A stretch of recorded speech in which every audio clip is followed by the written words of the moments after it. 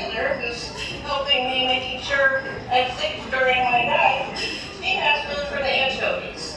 So if you look up, come up my head, you might see a pink cloud, and that'll be the krill. And Tori is tossing in for the anchovies.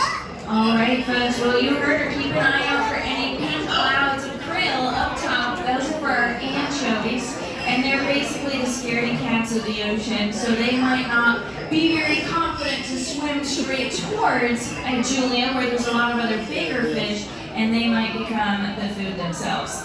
And so that's why we feed them on the surface there, to keep an eye out for that. All right, Julia. Well, I noticed there are as well some rockfish down here that are just kind of hanging out on the threshold of the kelp forest, not really moving at all. So what's the deal with them? Are they getting fed too? Why aren't they swimming towards you?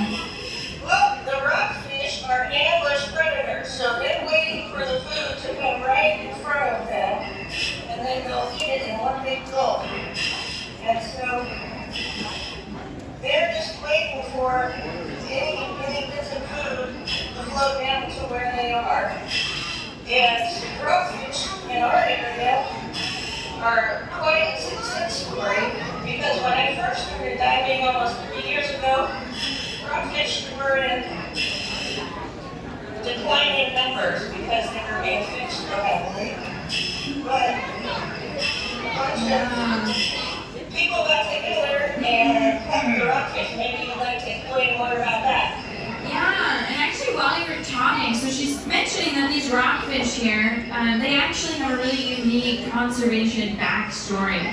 And so this is a really long-lived fish. They almost have human lifespans. They can live well into their 70s. They're really good at slowing down their metabolism and basically working smarter, not harder. As an ambush predator, they'll just wait for their prey to swim close enough that they'll do a quick burst of speed.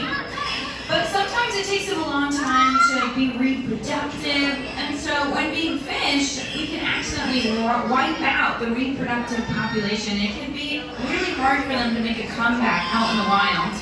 And so, as I mentioned that, I'm reminded of another program we have here, Julia, that goes along with the seafood you have, about how we take care of our wild fish friends by thinking about what seafood we're using on the menu. Oh, there we go. You got a little pamphlet with you. That's awesome. Convenient. She never leaves home without it.